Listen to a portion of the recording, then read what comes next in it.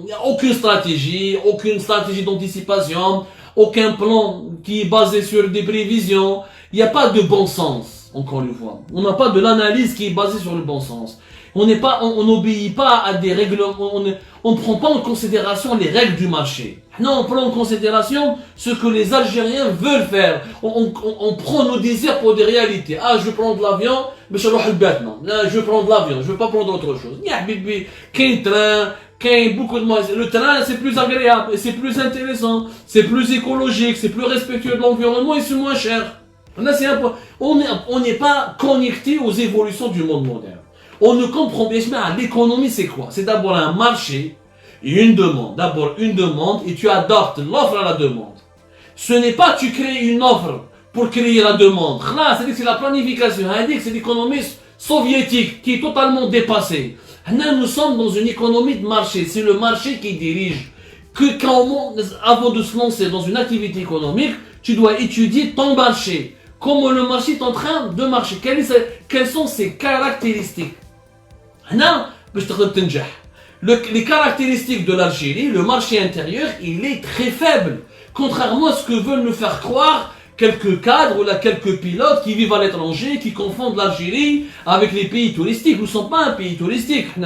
احنا ماشي كيما الماروك يجي لمراكش وبعد يهبط اغادير وبعد يهبط لا. احنا ما عندناش دي توريست. احنا عندنا وليد اضرار حميده حاب يطلع لالجيري يعاود يهبط. سي ما عندوش قدره اشترائيه كبيره ولا باش يشري لك ان بي دافيون 1 مليون ولا 2 مليون. هذه باش نفهموا عليها. Donc il faut revoir cette stratégie de fond. De sa stratégie de fond en comble. Nous, la solution de l'Algérie, c'est les compagnies de bas coût. Le low cost doit s'imposer au niveau de l'intérieur du pays, il doit s'imposer au niveau de l'extérieur du pays. Prenons l'exemple du Maroc. Le ciel marocain, il est ouvert, il y a beaucoup de concurrence. Je rappelle que la RAM, la Royal Air Maroc, son dernier chiffre d'affaires, il était de 1,1 milliard et demi d'euros. 1 milliard et demi d'euros. Air Algérie, son dernier chiffre d'affaires était de même pas 800 millions d'euros. Yani la Royal Air Maroc, pratiquement avec la même flotte, yani le même nombre d'avions, avec 50% de moins d'employés qu'Air Algérie, mais elle arrive à faire un chiffre d'affaires qui est pratiquement deux fois supérieur à celui d'Air Algérie. Donc cherchez le problème. Donc l'exemple marocain est très intéressant. La Royal Air Maroc ne s'est pas développée grâce au marché intérieur. Le marché intérieur il est aussi très faible. La RAM elle s'est développée grâce au marché européen et au marché africain. Elle part souvent, elle travaille beaucoup. Dans l'Afrique, je te fais les diasporas africaines qui veulent aller qui veulent quitter l'Europe pour rejoindre leur pays, les Africains qui veulent aller le Hajj, qui veulent aller l'Europe, tout ça. La faiblesse, l'inexistence même des grandes compagnies africaines au niveau de l'Afrique subsaharienne devrait profiter à l'Algérie. Comme elle a profité à la RAM, à la Royal Air Maroc. Mais à l'Algérie, c'est catastrophe. Alger, Abidjan, les retards. Alger, Ouagadougou, les retards. Alger, Niamey, Nouakchott, لازم تحبط في نواكشوط باش تروح دكار. ما نحكي لكمش راكم تعرفوا comment Air Algérie, c'est une administration. Air Algérie est une administration volante. Ce n'est pas une société économique. C'est pas une société économique, c'est une administration volante. Donc, l'expérience de la RAM qui gagne de l'argent, malgré elle a des déficits de temps en temps, mais elle gagne de l'argent. Il faut savoir que le secteur aérien, tu ne gagnes pas chaque année de l'argent, parce qu'il y a beaucoup de coûts, il y a beaucoup de concurrence. Avec des compagnies mondiales, avec des géants, la Turkish Airlines, elle veut te prendre de la concurrence chez toi, elle veut prendre le marché africain, la Qatar Airways, Emirates, Etihad, tu as beaucoup de concurrents. Donc, tu ne peux pas gagner de l'argent chaque année. Mais, si tu as une bonne stratégie, tu résistes, tu perds pas beaucoup d'argent, et tu deviens une compagnie très influente, et tu gagnes de temps en temps, en ayant une bonne stratégie, et en se focalisant sur des marchés, des niches, où il y a de l'argent à se faire, et les autres compagnies,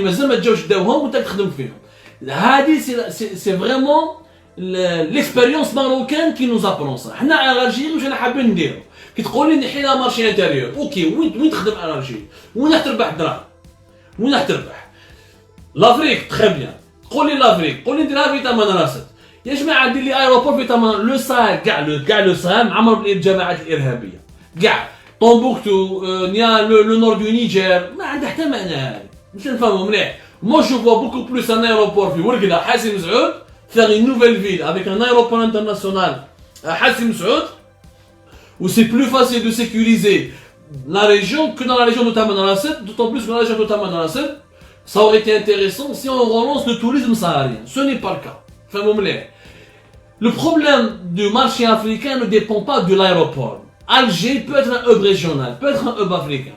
Il suffit juste de développer une politique commerciale et des nouvelles lignes aériennes de manière conséquente et avec de nombreuses villes africaines et naturellement de faire des avions qui arrivent à l'heure et qui décollent à l'heure et avec des prix qui sont concurrentiels. Sinon la Royal Air Maroc, elle te prend tout. C'est aussi simple que ça. Maintenant, le privé algérien, لازم نعاونوه. ماشي كي نعطولو المارشي انتيريور باسكو المارشي انتيريور شغل سي ان بياج ياكل في روحو ما يدي والو يخدم بالك باش يعيش. Mais on va pas développer des compagnies aériennes très rentables et on va pas pouvoir développer le secteur aérien de manière intelligente. خذوا l'exemple au Maroc il y a une compagnie de low cost اسمها Air Arabia. جبت لي ربي تعرفوها بزاف لي زالجيريان باش تعرفوا Air Arabia. Air Arabia c'est une compagnie qui داروها في الامارات يعني في الشارقة. Mais elle est en train de faire au Maghreb et en Afrique du Nord, elle fait énormément ravage. Pourquoi? Parce qu'elle propose des lignes, elle fait du low cost entre le sud de l'Europe, notamment l'Espagne, la France, l'Italie, le Portugal, avec le Maroc notamment ou l'Égypte. Et elle est en train de cartonner. Il nous faut une Air Arabia algérienne.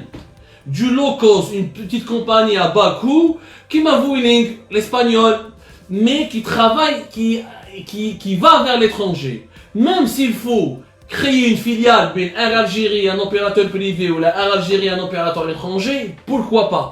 Pourquoi pas une ouverture de capital d'Air Algérie? Je vous rappelle que la Turquie, la Turkish Airlines, Willet, parmi les 5 meilleures compagnies au monde depuis 2013, parce que l'État turc s'est désengagé. Il a privatisé une partie du capital, il a mis dans la bourse l'équivalent de 51% pratiquement, il n'a gardé que 49%, et la Turkish Airlines travaille très bien, c'est l'une des meilleures compagnies au monde, elle gagne beaucoup d'argent, elle a des petites crises de temps en temps, ce qui est normal encore une fois, la crise dans le secteur aérien, c'est quelque chose qui est tout à fait prévisible et ça fait partie du risque, mais la Turkish Airlines, c'est la preuve qu'il faut libéraliser. La Turquie aujourd'hui elle est devenue un géant mondial du trafic aérien lorsqu'elle a libéralisé son secteur. C'est-à-dire depuis 2003 la Turquie elle s'est ouverte au privé, aux compagnies nationales privées, elle a privatisé une partie de la Turkish Airlines, elle fonctionne selon les normes d'une entreprise privée internationale. حنا هذه ما نقدروش نديروها طونك عندنا بي تي جي في اير الجيري واسمو بخوش علاش بيلوت ما يعرف والو ما قاري الماناجمنت ما يعرف والو. حنا لازم نجيبو دي نوفو ماناجير.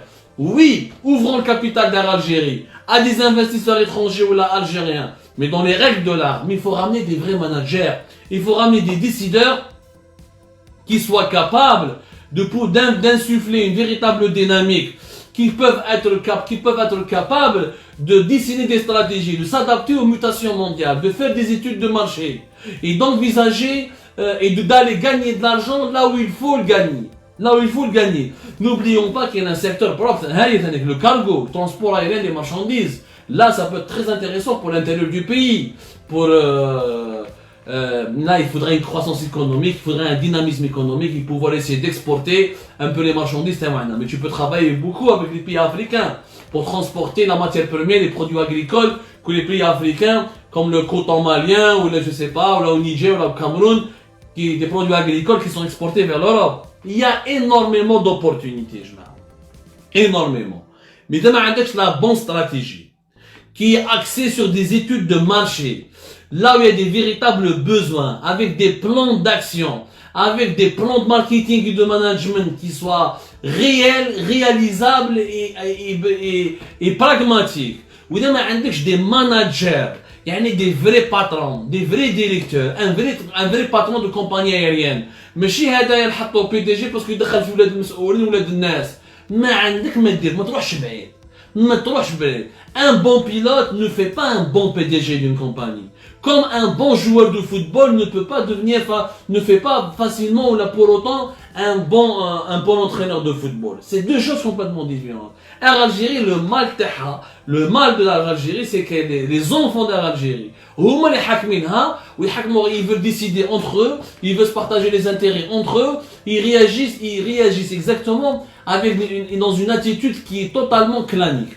Aujourd'hui, il faut un PDG, un chargé de la stratégie commerciale, un chargé du management et du marketing, une nouvelle classe de dirigeants qui soit totalement indépendants de l'Algérie et qui doivent venir du monde économique, notamment avec une expérience internationale et avec des CV avec des organismes mondiaux ou là qui connaissent ou là qu'ils ont travaillé déjà sur des marchés internationaux. Si on ne fait pas ça, mais le transport aérien sera toujours archaïque en Algérie, sera toujours catastrophique, ou sera toujours totalement anarchique, et les Algériens, malheureusement, seront condamnés à rester des voyageurs totalement frustrés.